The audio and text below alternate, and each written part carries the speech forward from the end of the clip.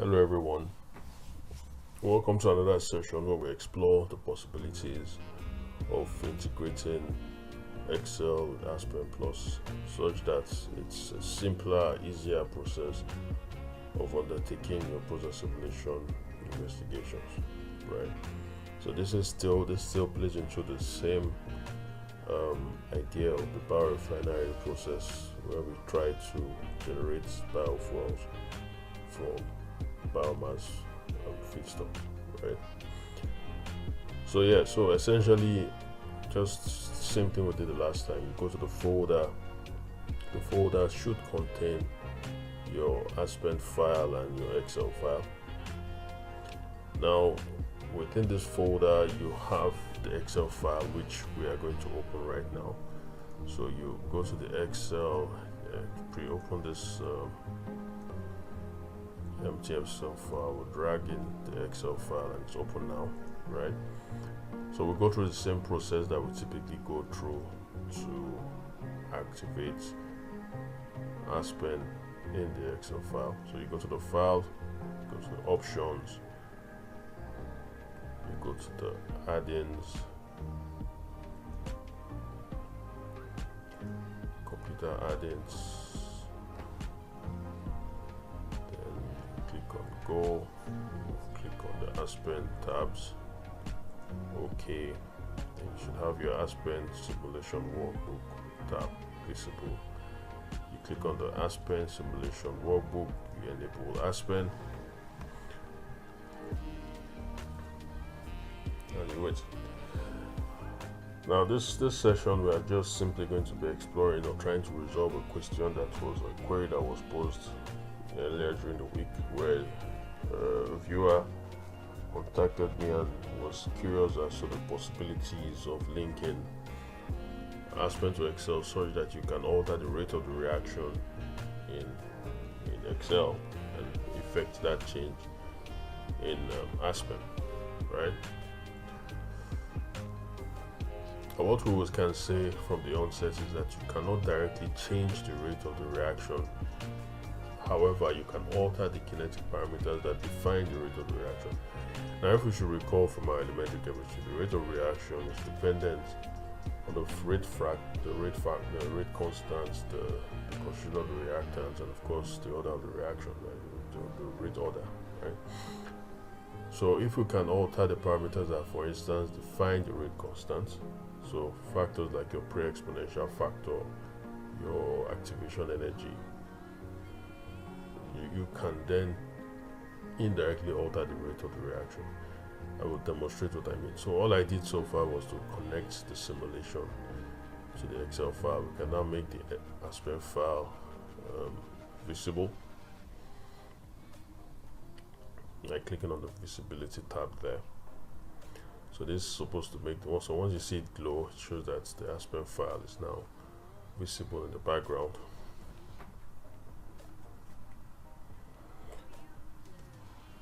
So you go to the main flow sheet, we will see that the CSTR reactor, the R2 is the reactor that is defined by the kinetic parameters. So it's a rate-based reactor. If you should recall, I can't remember the class, but we had discussed this previously, different types of reactor types, or the different types of reactors available in ASPEN Plus. So you can alter the rates, but not directly, right? Because this is a kinetic based model. So you're looking for the reaction 1. So you come here, your inputs, you get to the kinetic tab. So in other words, we can alter the pre-exponential factor and the activation energy multiple times to cause changes in the rate of the reaction. Okay, so as a demonstration, let's see, we can take the activation energy, for instance. We copy the activation energy value, we go to the organizer, paste the variables from the clipboard, create a table, can move it somewhere here. So essentially the same thing we did the last time, right? So there's nothing new. Pretty sure we're familiar with this now. So we get rid of everything we don't need. Move this forward. We have your activation energy, so we can rename this activation energy. Right, and for the other parameters, we can come in here, pre-exponential factor, take that, you come to the Excel file, click on the organizer, you paste the variable from the clipboard, you create your table,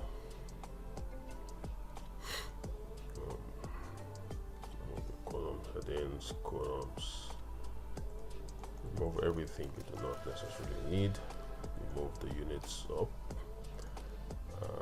then you have your pre-exponential factor. I'll just call it pre-exp, right?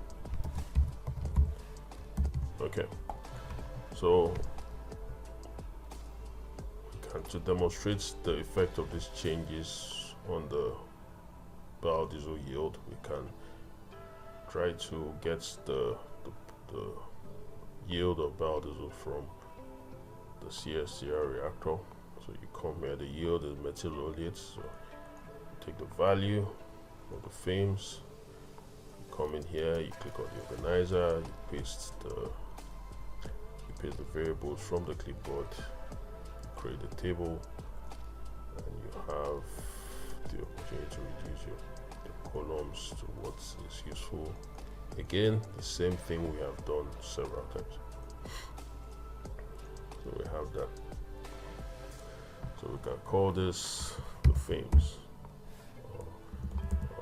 Yeah, the FAMES from the CSTR. So CSTR. Okay. So we can get rid of the biodiesel usability tab. Right? We don't need that anymore.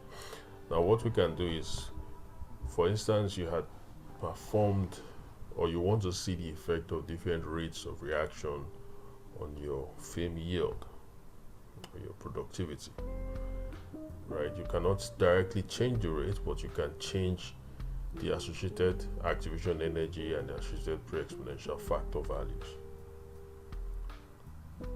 Okay, now doing that will cause a change in the rates of the reaction, because as I said before, the rate is more or less equal to the rate constant times the concentration of the reactant species raised to the order of the reaction, right? Which is typically determined experimentally. Okay, so for instance, just to demonstrate what I mean, say we decided to change the activation energy to 60,000. You did an experiment or you got a value from somewhere and it's 60,000, and you wanted to change the rates by altering the activation energy. And I recall now that as it stands, the yield of the FAME, just to have a reference, is 875,604.5. So what we can do, we've changed it to 60,000. We reinitialize from the tab here, and we run the simulation from the Excel file.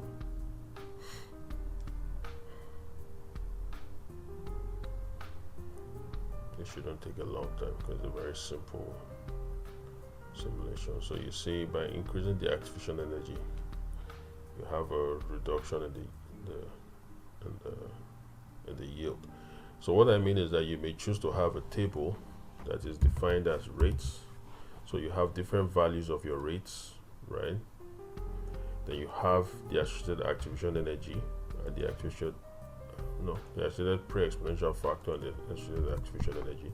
So you have the rates for different rates. You have the pre-exponential factor for different rates. You have the activation value for different rates, right?